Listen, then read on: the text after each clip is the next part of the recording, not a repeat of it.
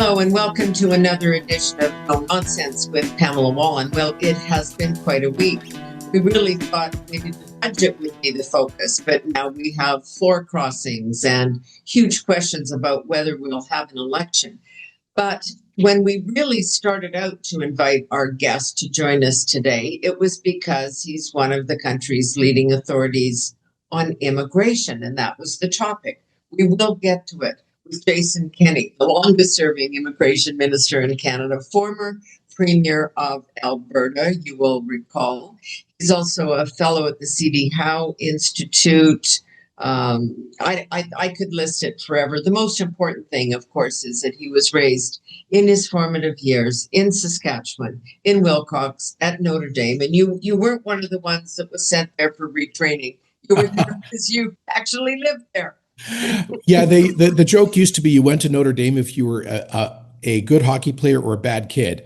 I was Exactly. I was not a good hockey player, and I don't think I was a terribly bad kid. My dad ran the school, and for people Yeah. not from the prairies, Saskatchewan is a famous Canadian prairie institution. Yeah. Started in the 1920s by a group of nuns and a very charismatic priest, Father Athol Murray, Yeah. and it's probably best known as being the most successful hockey prep school in the country. No, it Dozens truly of is. NHL players have come through there, including a lot of Yeah. guys I went to school with. So what? You just didn't care that much about hockey, or what? Well, I was on the rugby team, and I never had a talent for hockey. But Pam, I know this will shock you, but Yes. I was the debate team during my time as a student at Notre Dame. I don't mean I was Gosh. on it. There was me, and I recruited one other guy, and I I would ended have up winning. never pegged you for that, of course. Yeah. I won the big national high school debate tournament, and I Yeah. came back, and the hockey players hid my trophy behind all their hockey trophies, so they were not Right. impressed. Yeah. No. This is exactly why I want to talk to you, because you were, and people, now you started out life as a liberal when you were a child. But people across all parties recognize that you were a hugely successful minister in a lot of different issues, that it's hard to get the respect from across the floor, and so that's why it's always great to have a conversation with you, because Yeah, of course, I appreciate you remembering that because it was yeah, important to me. In my opposition days, I could be pretty aggressive, especially as a younger MP. But my attitude was, you could be clash in the House, which is what it's for, right, without being a jerk. And I always yeah, thought, we're all there ultimately to do better for our country. We might have slightly different ways of going about it, right, but there's no need to be disagreeable. And so I tried, and I think successfully, to develop really strong yeah, cross-partisan friendships. My model, you and I were talking about a famous interview you did with the late John Turner many yes. The years other ago. day My we ran model, into each other in Ottawa. that's right.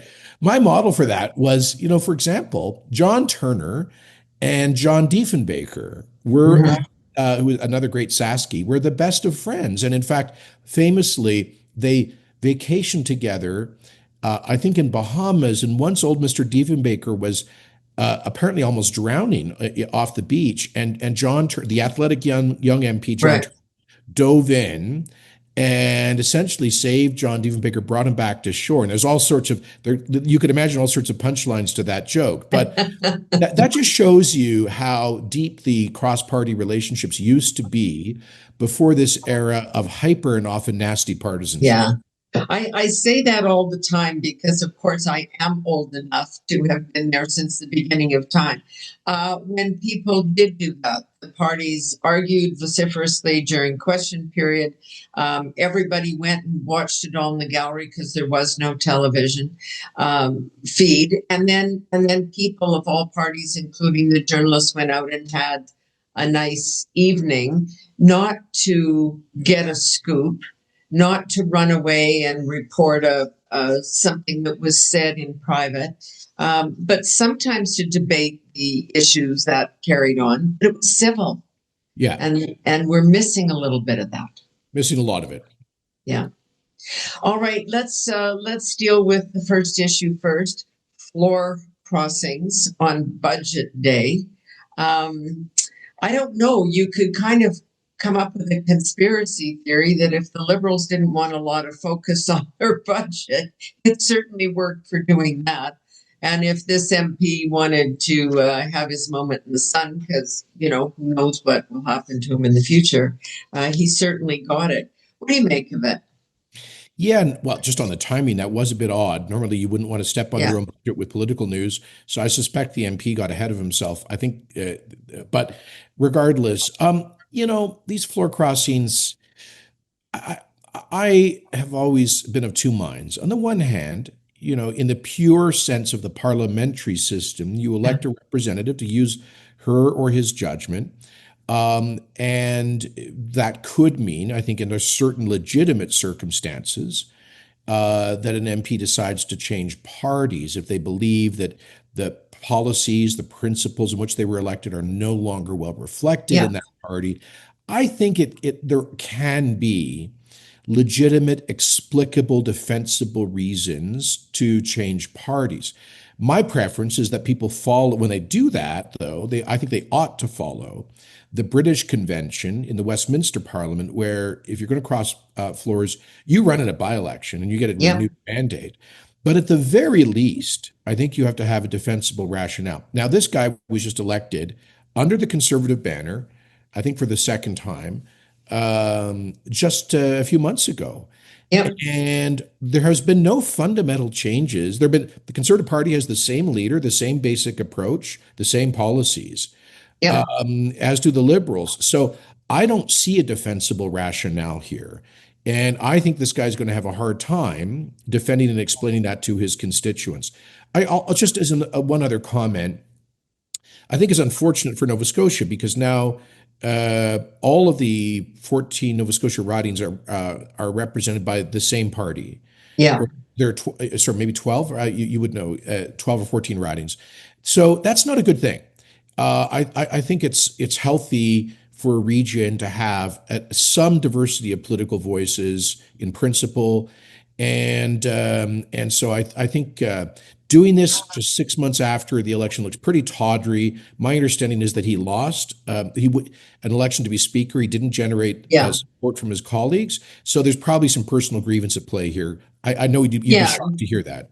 The MP from Edmonton's a slightly different story, but still as odd to sort of say, I mean, obviously people said he had been approached by the Liberals to do this, and maybe he just decided in the end a pox on all your houses, right? I don't like how any of you were Yeah, I know behaving. look, Matt Jenner is a friend of mine. He's a good guy, the MP from Edmonton Yeah. Riverland. He was an MLA for several years, PC Yeah. MLA before becoming an MP. Well regarded on all sides of the house.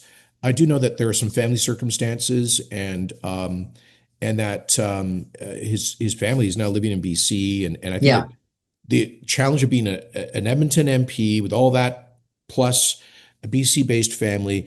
So, people's circumstances do change personally Yeah. as well. I don't think Absolutely. this is, I think this is mainly about that and not a political issue. Yeah. All right. So you would have, as head of the debating team, read read the budget in detail. An interesting document, but I think the one general consensus is, a lot of long-term planning here, macro views, which if it all comes to pass and magically the private sector decides instead of fleeing Canada with their investment dollars, they're going to stay home and do it, this may all work. But in a country where affordability is a day-to-day issue now, has it, quote, met the moment, which we hear all of the time, and No, I is don't. yeah, go ahead. But first of all, Pam, I should tell you, I don't do much punditry. I don't usually comment on day-to-day stuff. I try to reserve my occasional forays into commentary to some big issues that concern me. But since you're asking, and I guess that's a preface to say that my answer to this or anything else is not I'm not a partisan talking point machine. Okay. I'm just going to give you an honest, objective view. Okay. Not some regurgitated leader's office talking points. So my honest, objective view is that the budget missed the mark on the question of affordability. to be honest with you, um, the constant fiscal stimulus, the constant borrowing and deficit and debt spending uh, has at least some inflationary effect. There's no Yeah. doubt about that. And I mean, look, I would remind the old fashioned Keynesians that the flip side of government surging demand by borrowing money to spend in a recession is that in periods that you can't do that permanently, in periods of growth or significant inflation, you have to let off the gas in terms of the gas pedal in terms of spending. So I think this was the moment to begin some serious getting the fiscal house back in order Yeah. through some meaningful, concrete, specific, measurable spending restraint.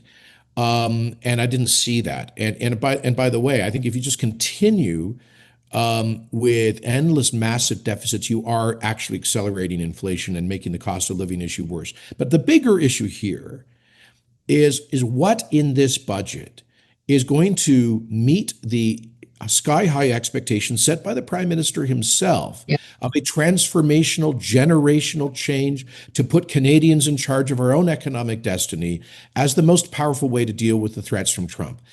I just don't see it. I Yeah. mean, net, I think there's an $8 or $9 billion increase in federal capital spending on actual infrastructure, which in a $2 trillion economy is marginal.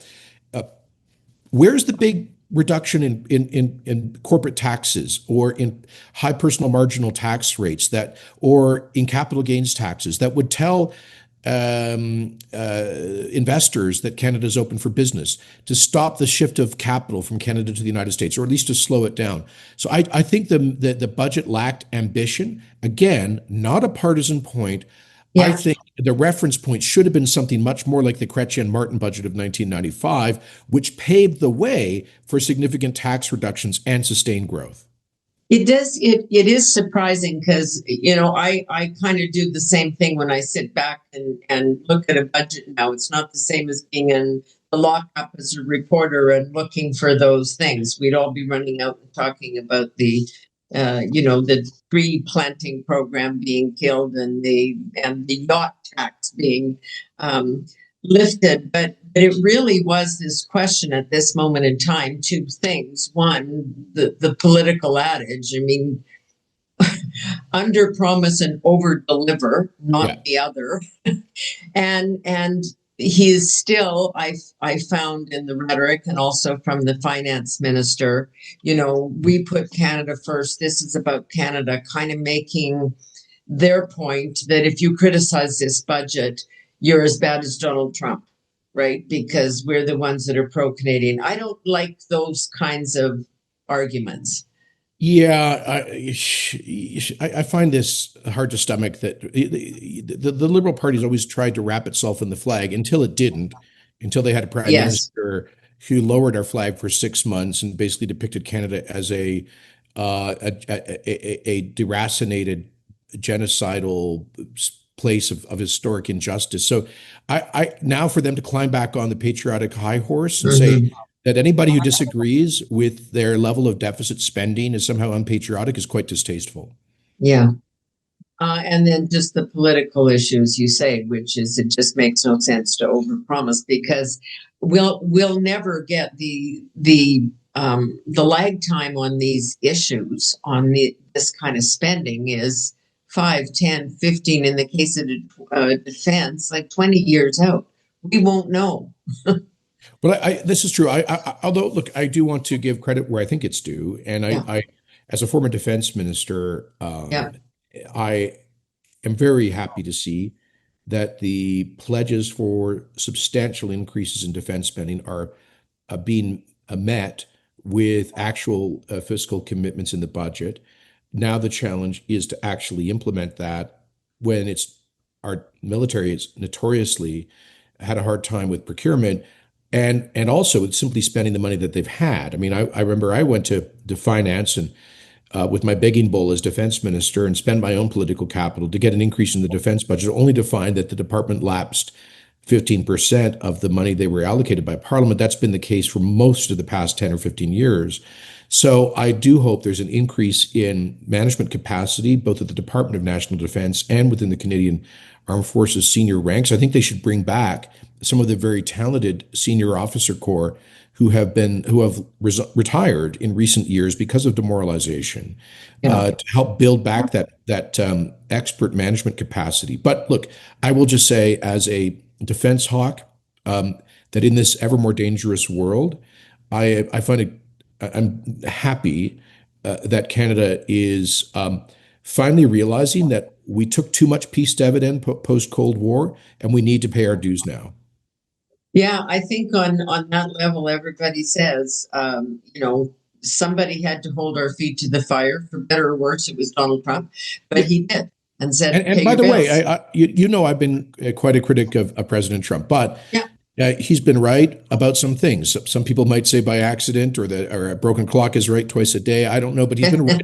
He's been right about his America's allies yeah, contracting out their defense to American taxpayers, and then getting on their moral high horse, as we Canadians have often done, and lecturing the Americans who have effectively kept us under the warm blanket of their defenses. absolutely. Yeah, And secondly, he's been right about China. Right about massive Chinese unfair trading practices and currency manipulation, industrial espionage, fentanyl exports, all of those things. So I think in our Canadian response to the Trump threats, we should be smart about it and align ourselves with the American government where they happen to be right. And in this case, shared defense, skepticism towards the role of China. These are totally reasonable things for us to be aligned on. but we seem to be doing a little bit of the opposite. If you listen to Anita Anand coming home from China, and even the word subsequent to that, which is this is the new embrace. I mean, I think she referred to them not only as trading partners, but a strategic partner. I mean, it was 5 minutes ago that they were holding the two Michaels hostage, and one of them has quite, entered this debate saying, "Be careful, guys." Yeah, and Don't you right remember? now, that was 5 minutes ago, but right now, as we speak, they have prejudicial tariffs on Canadian ag Yeah, exports yet again imposed yeah, for totally ridiculous reasons. And I mean, look, the broader issue here is that they never should have been given WTO accession. right. It was a huge mistake led by the Clinton administration. Canada went along with it enthusiastically. They've never been held to account for their violation of WTO standards.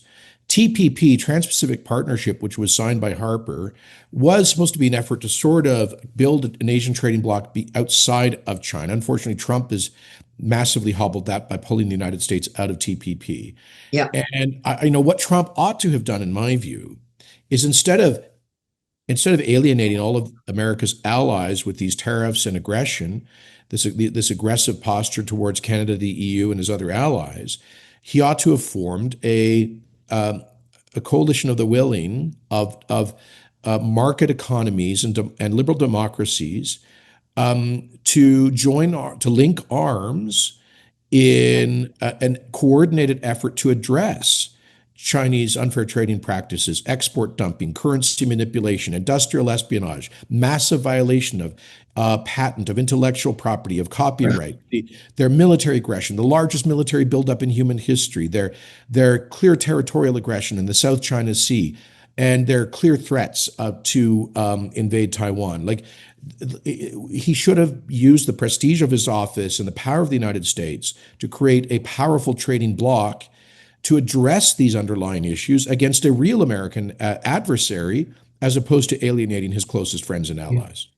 But why have we done this? It seems to be in the guise of, well, our relationship with the United States can never be salvaged again. I don't actually personally believe that, but that seems to be, Trump has changed the world as we know it and pushed us back into China's arms. Well, listen, on that, the Canada-U.S. relationship, according to the Prime Minister, has changed forever, will never come back, is something he says in Canada. It's not something he says in the Oval Office. I think our Prime Minister, for whom I have considerable regard, he's a very capable and intelligent man, and he's got a very tough job about how figure out how to optimally to deal with the Trump threat. But I think he's been way too cute by half. Yeah, Um, the it's a elbows up good way to put it. message, Yeah, yeah, the elbows up message in the campaign and periodically since then to his voter base of old school liberal Canadian nationalists does not square with what he's actually been doing, repealing the reciprocal tariffs, folding on all sorts of digital issues, service digital tax. Yeah, services tax, and all sorts of other issues, abjectly apologizing for what I thought was an eminently reasonable public information ad of a run by Ontario of a 40-year-old Reagan speech. All of this, like I get it. You've got to figure out a way to deal with Trump, but this, yeah, as I say, it's too cute. And if you don't think Trump is watching or his people are watching what Carney says back home, I every think minute. that's one of the reasons that they suspended talks. I think they've seen this kind of disingenuous approach, talking out of both sides of our mouth. Not, Sir Keir Starmer, the British Prime Minister, nailed this, special relationship with Trump by being consistent in his messaging. It may have been obsequious, but Yes. he got a good deal. And Yeah. our approach has been anything but consistent. Yeah.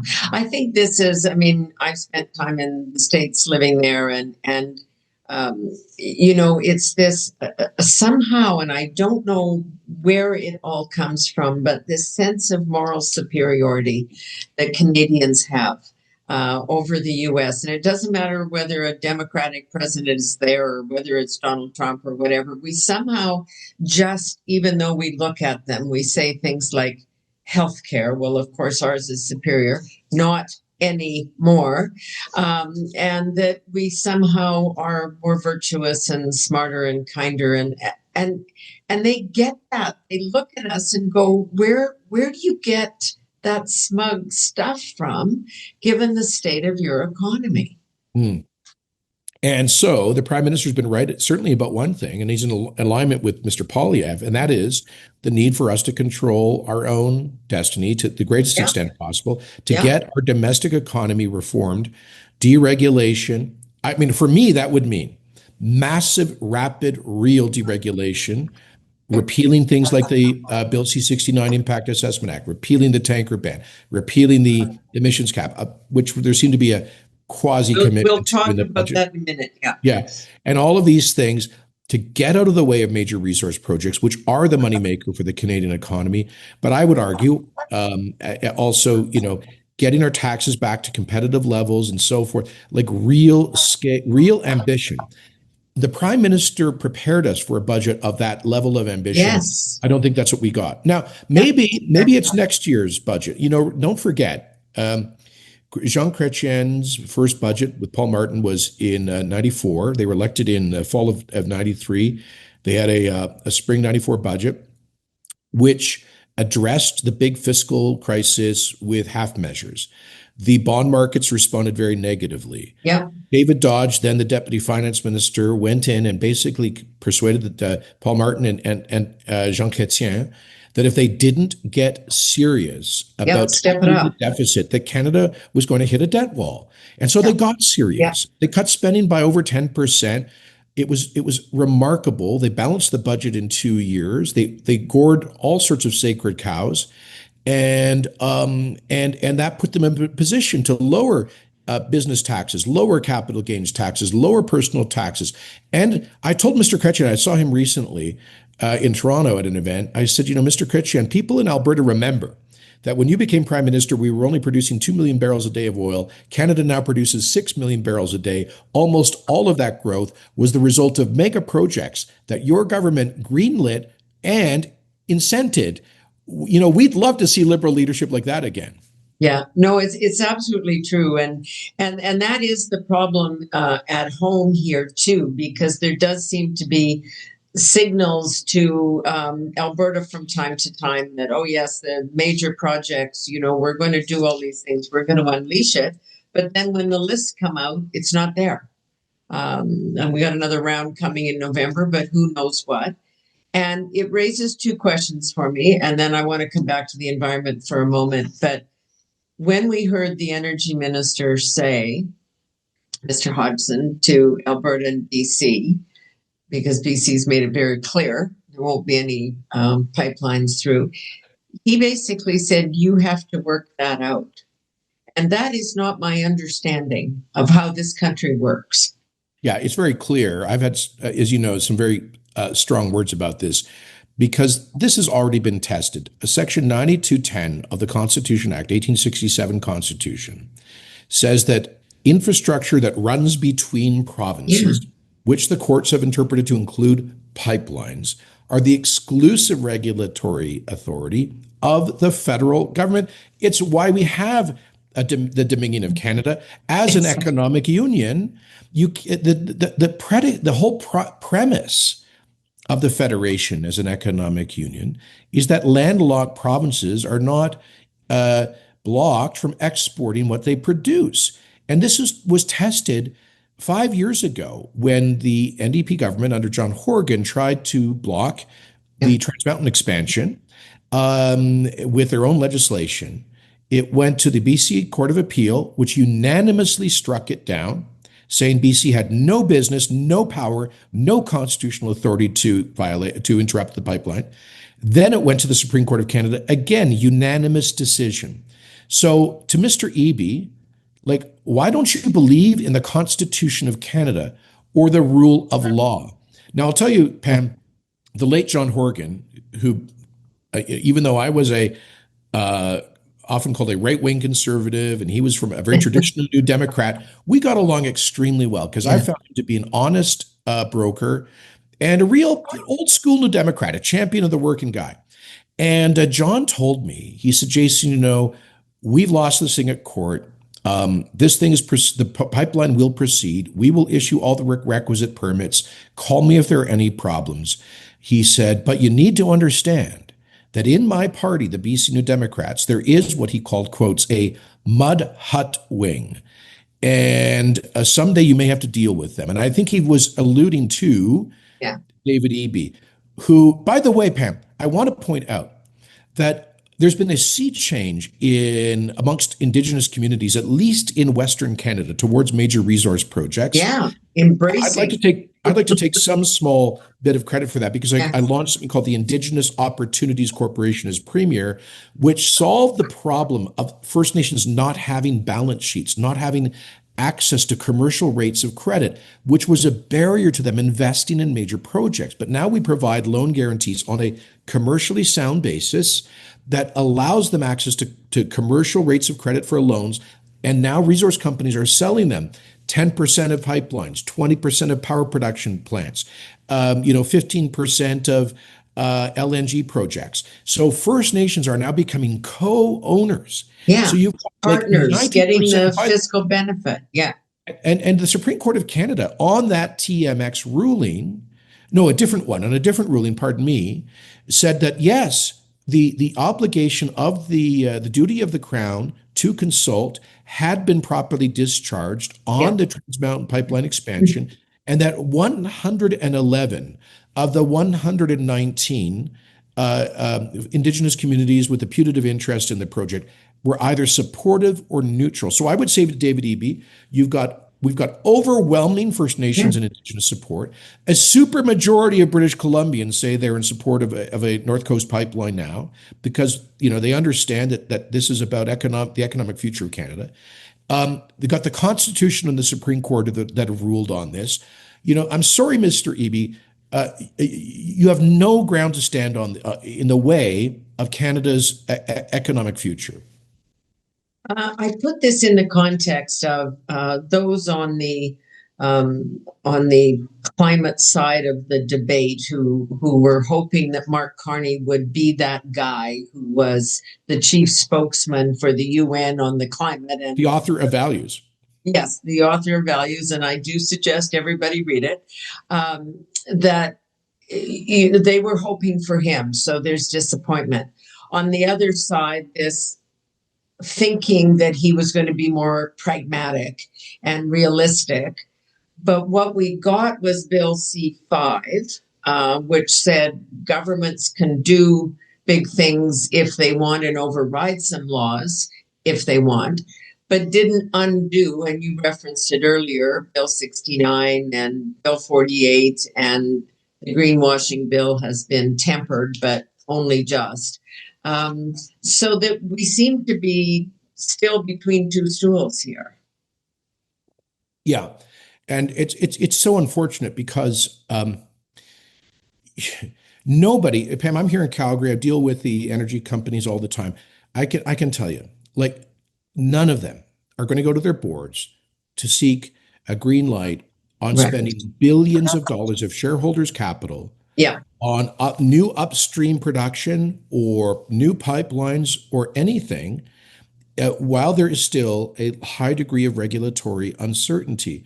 Um, Speaking of the Supreme Court, I kept an election commitment to challenge the constitutionality of Trudeau's Bill C-69. I'm the guy that called it the No More Pipelines Law, the Yeah, you Impact are. Assessment We Act. use it all the time. And branding's important in politics, you know that. Yes. And I went to the Senate, and I think you might have been there in I think it was May Day of 2019.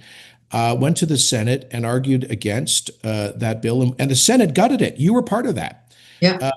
And Trudeau I think reversed. there were 282 amendments It was proposed to amazing. that bill. It was a brilliant, shining example of the Senate fulfilling the original vision Right. as a representative of the regions. I appealed to Quebec senators. I said, could you imagine a federal government at a time when there's a unrest in Quebec, national unity tension in Quebec? Could you imagine Yeah. a federal government coming in with a law that would basically shut down the aviation sector? Like, it's Yeah. unthinkable. So why would you do something analogous to Alberta? We won that argument in the Senate, and then we lost with Trudeau. So I then sued them, and we got 9 provinces, 8 others plus Alberta. 9 provinces went to the Supreme Court.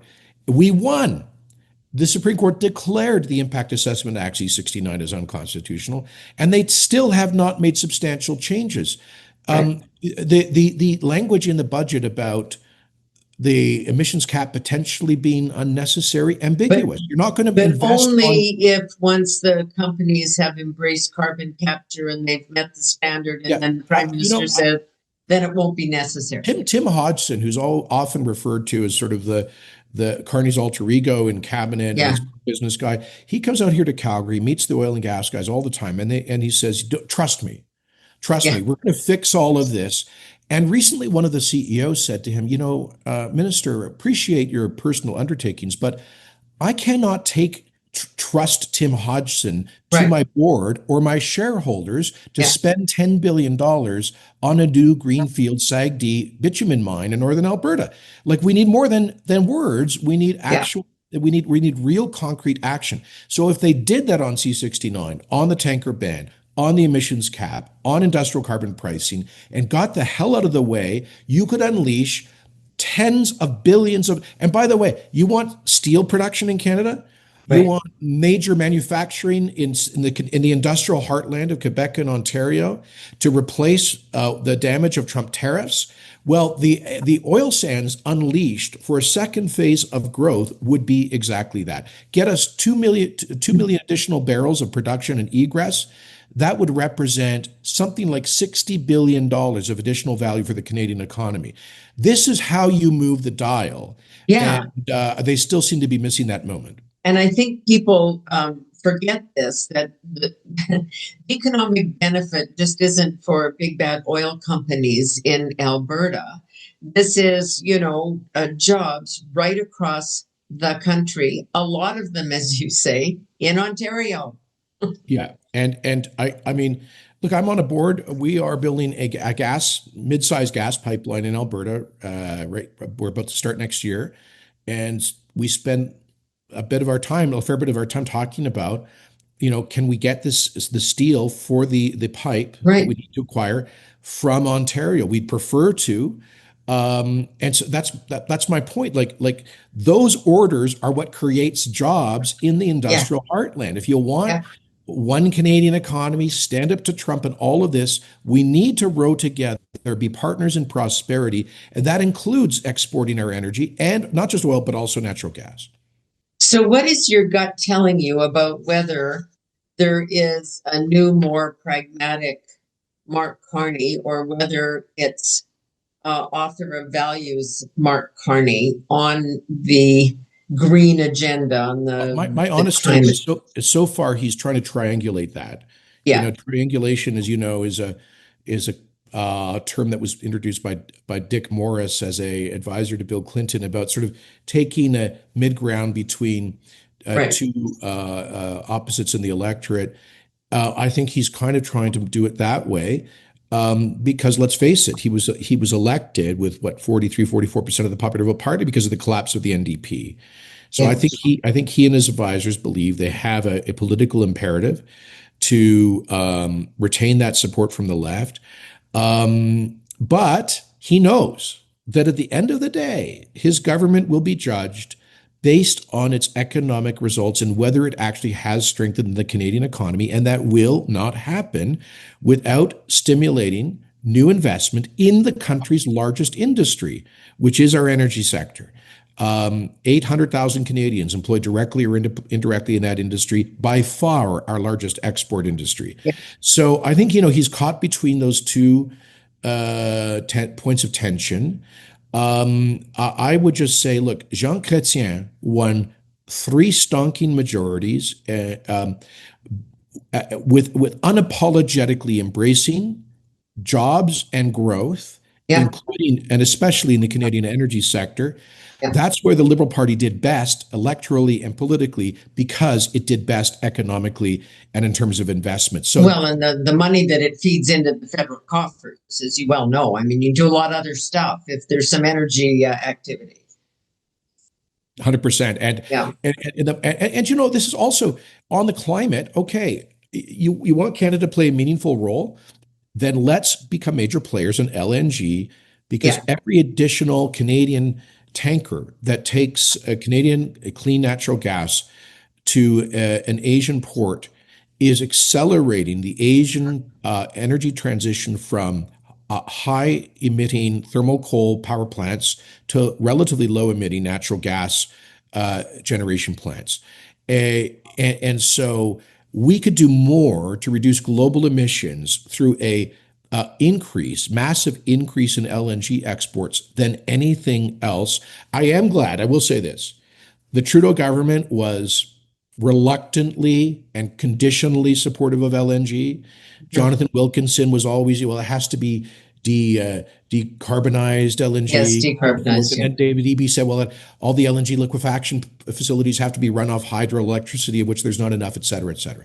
So Right. I think that they've been mugged by reality because Pam, we went from 18 prospective LNG projects to 3 or 4. Right. So I think they've been mugged by reality. At least LNG Canada and the Rockies, and another prospective project are on the major projects list. So that's going. And Francois Yeah. Legault has flipped from hostility to Quebec LNG to conditional support. So I don't want to sound like a Debbie Downer here. I do think that in some respects we're making progress. Yeah, I think, I mean, this is part of the argument about his majority, which is, people on the one hand, there's lots of people, liberals obviously, who want it for their own purposes, but that if he gets a majority, he doesn't have to be busy triangulating with everybody. He might be able to go ahead. And then the other side of that coin, which is, God forbid, if he gets his majority without even going through an election, and we don't know what he'll do because the signals aren't clear yet. Yeah, and that's just all I can tell you is that this budget and the half steps taken on deregulation are not sufficient to unleash the tens of billions of dollars of private capital investment, particularly in the natural resources sector, to turn this thing around. Are we going in the right direction? Yes. And is the federal government inflicting the kind of damage that the Trudeau government did actively? No. So I'll take those as wins, but there needs to be I think another effort here to really unleash the resource sector of our economy. I want to point out, Pam, that during the global financial crisis, 2007-8, Canada had, apart from Australia, the best economic record during the GFC of all of the developed countries in the OECD. And that was primarily because there was massive growth happening in the Canadian energy sector. All of that, all those Chrétien projects, I call them, that he approved that were being built under Harper, Right. they were under construction in 2007, 8. That and the increased exports protected our dollar. It it was, as you said, was kicking off additional revenue for the Treasury, and it was creating employment, meaning a lot of folks in central Canada who lost their manufacturing jobs were able to move to Alberta to good six-figure blue-collar jobs. So my point is, this is an industry that has been a kind of a safety net for the Canadian economy at times of crisis, but also a motor for social mobility to help people who've been underemployed in other parts of the country, be they Newfoundland underemployed fishermen or BC unemployed forestry workers or Central Canadian underemployed manufacturing workers. The Western Canadian resource sector has been the kind of our ace in the hole when it comes Yeah, to dealing with this 100%. issue. I mean, we spend a lot of time on airplanes, and those folks are still doing that. They're flying from Newfoundland to do their 3 weeks on and their 2 weeks off, and they're this As they and often say, Fort Mac in Alberta yeah, is the second largest Newfoundland city. yeah, no, 100%. Okay, so in the budget, there was also, and I haven't found the exact page here, so I can't reference it for people, but a bit of an amnesty. There was two interesting things to me on the immigration question, which is where we started, is that the Prime Minister seems, or the government seems to have said, we're going to deal with the housing crisis by reducing immigration, because that was really a pressure point. I think that's totally true, but it's only one part of it. And then there was an amnesty for those that are here and those of including questionable status. I was really troubled to read the other day that there are something like 32,000 people here that are here illegally that have been, At least. yes, officially that's what they admitted to. So just your general thought on where we are, but I also want you to come back to why all of these Western governments, the US was the most egregious of kind of opening the borders and having President Biden stand up and say, come on in, Yeah.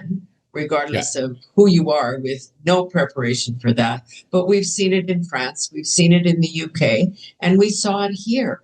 What was the theory?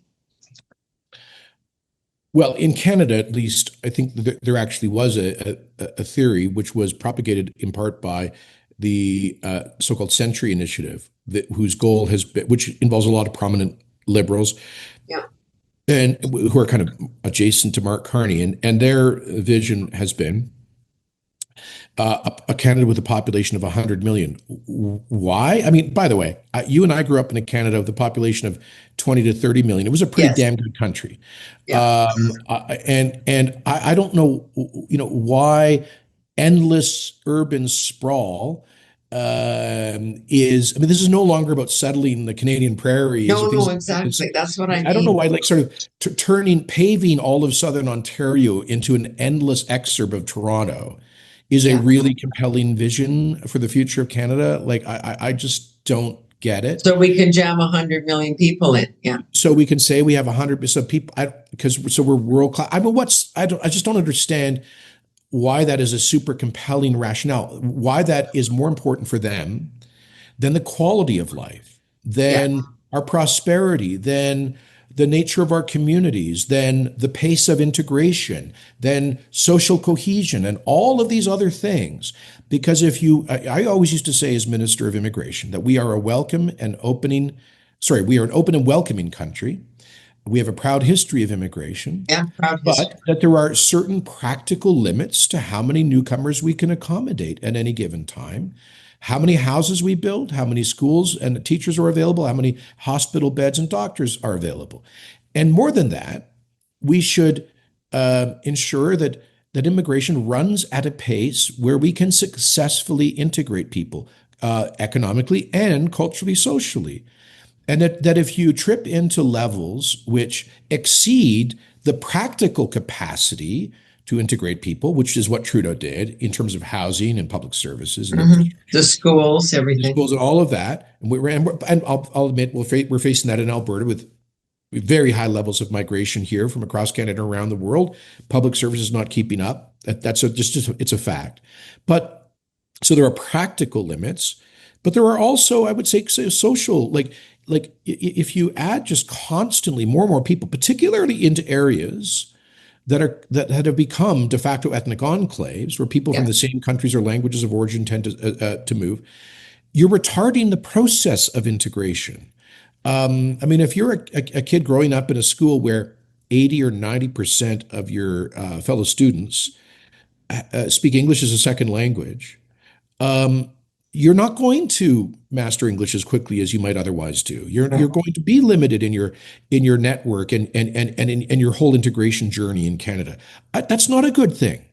And so I think you have to have. And finally, I always pointed out that if you have an immigration system that breaks down with widespread fraud and abuse, large levels of illegal or irregular migration, fake asylum claims by the tens of thousands, human smuggling, human trafficking, immigration fraud, if that becomes a significant feature of the system, you lose public confidence in a well-managed immigration system. And Pam, I hasten to add that loss of confidence is not evidence of a xenophobic racist backlash as the left would have us believe. In fact, I can tell you that it's new Canadians who are most eager to maintain a rules-based system with integrity, with fair rules, who are most frustrated with Trudeau blowing out the doors on immigration levels and with the number of people who've come and stayed here illegally, and with the declining per capita GDP and all of these other problems, with the skyrocketing youth unemployment as a result of the huge number of young, low-skilled temporary foreign workers and students with work permits that Trudeau admitted. So I think he did it for a couple of reasons. One, it was like this ideological neoliberal naivete. The Century Initiative 100 million population target was part of that. It gave the borderless world. It gave it a veneer of intellectual respectability. But I will say, I mean, Andrew Coyne gets ticked off when I say this, so whatever. That's fine. I do think that Andrew and I will be debating immigration, by the way, for the Hub on December the 9th at the National Arts Center. So bring your popcorn, buy your tickets. Andrew goes after me because I say that I do think Trudeau thought he was setting a political trap. I think he thought by maintaining such high levels, the Conservatives would come out and oppose it, and he could call them racist. And I just think that that is really terribly cynical and so we've ended up, what he ended up doing, perhaps the biggest failure and the most negative legacy of the Trudeau lost decade, has been taking the biggest pro-immigration cross-party consensus in the democratic world and turning it upside down. He lost public support for immigration system, and that is a terrible thing. I see things literally every day on X, Jason, of immigrant, spokespeople for a variety of immigrant communities. It's perhaps most vociferously expressed from the Muslim community, which is, we are going to overtake you with our birth numbers. We are going to have Sharia law, and you should come to this country because it's a cakewalk to get in. And once you're here, you can't leave. Like, people are actually recruiting online. It's profoundly disturbing. Well, you want when I talk about integration, I was very clear about this. We upgraded the citizenship program to say, look, Canada's tolerance and diversity do not extend to certain aberrant cultural practices, including the mistreatment of women or honor crimes. And that or bringing to Canada ancient hatreds and enmities and conflicts. In becoming Canadian, your primary loyalty becomes to Canada, and that means accepting Canadian laws and customs, which mean tolerance for others, religious diversity. When you see the kinds of open, constant, and ongoing expressions of organized anti-Semitism in our streets, that surely should be a warning sign. I mean, I think the key inflection point in any civilization is when it turns on the Jewish community, always a small minority, always vulnerable to being scapegoated. That is a warning sign for a society. Even now, weeks after the Gaza conflict is effectively ended, Pam, we have people protesting in the center of the Jewish community in Toronto, where Yeah. there are still surviving Holocaust, like living Holocaust survivors. Yeah. They're not protesting in front of the Israeli consulate in Toronto or a government building or Queen's Park. They're going up to the heart of the Jewish community to Yeah. frighten people. And I think this is illiberal. It's un-Canadian. We should stop looking the other way. And that means we need to convey to newcomers, whatever their religious background or their country of origin, that these kinds of hatreds and tactics are un-Canadian and unacceptable. There are two things there, like we have laws, we could enforce them. There is no question that a lot of what we've seen on the streets and in university campuses and in front of synagogues is our hate is it's hate speech and hate crimes. And it seems that the police and others have been instructed not to respond. Why would we do that? Yet again, my question is, why are we doing this? Yeah, I think it's two things have happened. Policing has developed a new theory of conflict management rather than law Yeah. enforcement as the primary tool. And secondly, I think local politicians have told them not to. But Yeah. leadership matters. I'll give you an example. We saw a bunch of Canadian campuses, McGill, Concordia, U of T, and others, overrun by months of protests and campouts and flagrant expressions of anti-Semitism. Here in Alberta, the very first effort to set up anti-Israel encampments at the U of A and the University of Calgary were immediately, the presidents, the administrations of those universities responded immediately. Yeah. They sent out campus security, they brought on the police, they shut down those encampments, and they made it absolutely clear there would be zero tolerance, and the people associated with organized expressions of hatred of that nature or abusing campus facilities and resources would be expelled. And so it stopped it in its tracks. So here's my point. Leadership matters, not just at the municipal level, but at every level of public institutions. Yeah, agreed.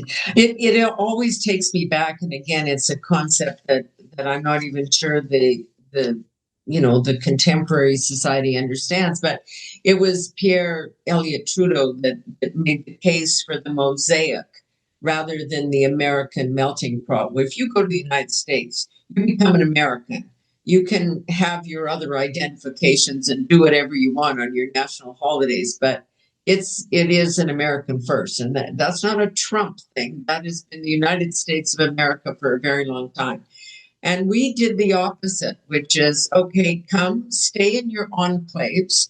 We'll pay you to, celebrate your own holidays, and we won't expect of you to put Canada first. I mean, there always just seemed to be a mixed message there. Well, that's why I'll tell you what, Pam. I as Minister for Multiculturalism for nearly a decade, Minister of Immigration, Citizenship for half a decade, I was concerned about social fracturing, about a lack of social cohesion, about a slowing process of integration, about deepening ethnic enclaves and silos. The motto of the United Empire Loyalists who founded English Canada was unity in diversity. And that the key thing there is unity. If it's just about diversity, if we just set up a bunch of parallel communities, each with their own stories and understandings, languages, and values, are we really a national community? This is why Justin Trudeau said that Canada is the first post-national state with no core values, with no core identity. I think he's wrong. I think people come here. Most people come here because they want to become Canadian. Yes, they don't want to recreate dysfunctionality in many of their countries of origin. They want to maintain a positive pride in and connection to, their original cultures, of course, and benefit from religious freedom and freedom of opinion, etc. Fine, of course, but but the Canadian idea was that you could retain those things, but also enter the broader mainstream and have your primary loyalty to Canada, which is why I reformed the multiculturalism program to move away from, on the one hand, the kind of superficial token celebration of diversity, and on the other hand, this kind of radical left cultural Marxist idea is critical race theory and all of that stuff. Yeah, yeah. By the way, just on that, before I became minister, the multiculturalism program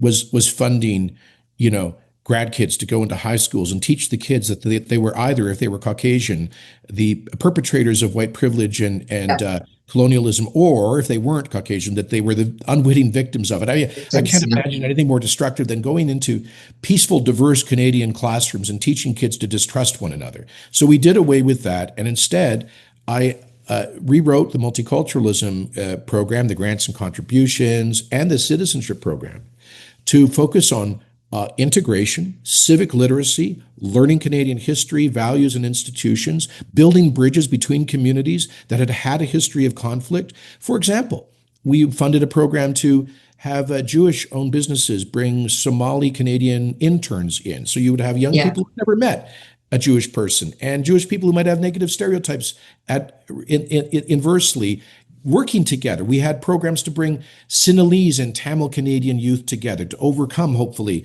the conflict of their parents in Sri Lanka and so forth. So that kind of bridge building cross. But we're not seeing that in our schools and universities anymore. We're seeing too much of it is actually about driving wedges.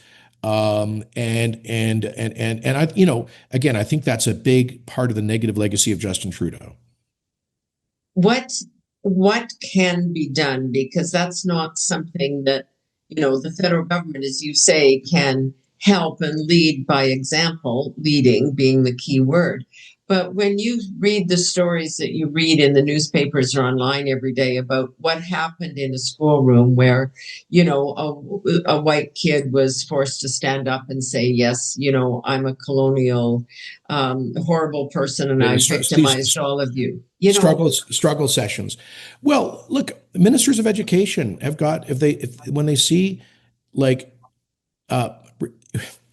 in Nova Scotia last year, some of the schools decided that they were not going to allow, what was it, poppies or Canadian flag, where they weren't going to celebrate Canada Day. They took down their Canadian flags, all of that at the peak of the Great Awakening. I'm sorry, at the end of the day, we elect provincial governments in that case who are ultimately responsible for the school systems.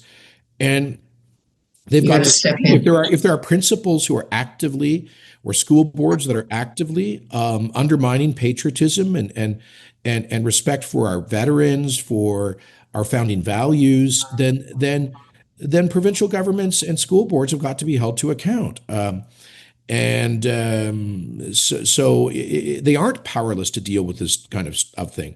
But I do think, Pam, a lot of that traces back to the influence of, like, very ideological forces from the left in our education faculties, like the Ontario Institute for Studies in Education, which just pumps out this cultural Marxism predicated on the notion that everybody should be divided along racial lines. In a diverse society, I think that is incredibly dangerous. Yeah. We need to focus again on unity in our diversity and not driving wedges or creating distrust in our society. I think that stuff has gone too far. Yeah, I do too. And I don't know where I see any optimism right now on that front, whether we're in maybe with the reduction in some of the endless focus on DEI and that, but it's still pretty powerful in this country. It may be dissipating in the U.S., but it's strong here. Well, coming back to immigration, you asked about the budget. I would say that on this, like, if you want to restore public confidence in our immigration system, you have to get levels back down to manageable levels in terms of our capacity to integrate people, and also reinforce the integrity of the system. And you cannot tolerate widespread immigration fraud, fake asylum claims, and human smuggling, and so forth. And the government has taken some steps, I think, in the right direction. I think they could go a lot further. And these things don't need to be partisan. I brought in No, exactly. I brought in the Balanced Refugee Reform Act that took the number of asylum claims in Canada from 40,000 a year to like 6,000 a year, moved us from a 2 or 3 year wait list to process claims to like a 2 to 3 month processing time, which meant it didn't pay to come and file a fake claim because you were going to face removal in a reasonable amount of time. That law passed with unanimous support. I accepted opposition amendments. I worked with the other parties. It passed unanimously. Even the Toronto Star editorial board endorsed it, and it fixed the system. Here's my point: we in our not too distant past, we had what was regarded as the world's best immigration system. So, I would say to Lena Diab, the Liberal immigration minister, to Prime Minister Carney and their team, you don't need to reinvent the wheel. We know what worked. We know why we generally had a pretty good success at economic and social integration in this country for a long time. We focused on immigrants with higher levels of human capital and so forth. We had a rules-based system. We can get back to that. It's not a mystery. It's not an impossible challenge. So I want to focus on that, on moving forward and fixing the huge mistakes made during the Trudeau years. But amnesties and letting the bad guys go free is not the answer. Yeah, I'm very concerned. This notion that they're going to, I think there's an implication in the budget that they're going to effectively rubber stamp asylum claims for people who have been, and I can certainly tell you, during my time as immigration minister, about 2/3 of the asylum claims filed were found to be unfounded by the Immigration Refugee Board. And they were, I suspect, if anything, being quite generous. We want to give protection to bona fide refugees, but the post-war refugee convention was not designed to facilitate mass de facto economic migration. It was designed to deal with discrete cases of victims of persecution. It has been broadly abused. Even The Economist magazine has said, which is quite liberal on these issues, that we need we in the developed world need to take a step back and reassess the entire asylum system, because what's happening in Europe right now with the rise of these far right parties is a response to massive 100%. levels of asylum abuse, of irregular migration, of human smuggling. So if you want to avoid that backlash, if you don't want to give fuel to the fire of the AfD in Germany or the Front National in France, then you need a rules-based system, a focused asylum system, and levels of immigration that allow for proper integration, economic and social integration. If we don't get that right, but guess what? The anti-immigrant forces will only increase to a dangerous level in Western democracies. I don't want to see that happen. Jason, so good to talk to you. Thank you. It's been a long time coming, and I'm going to hold you to this, that we should have these conversations more regularly. All right. I'll hunt you down in Calgary. I'll find you, and we'll do this. Thanks so much, Jason Kenney, former, of course, Premier of the province of Alberta.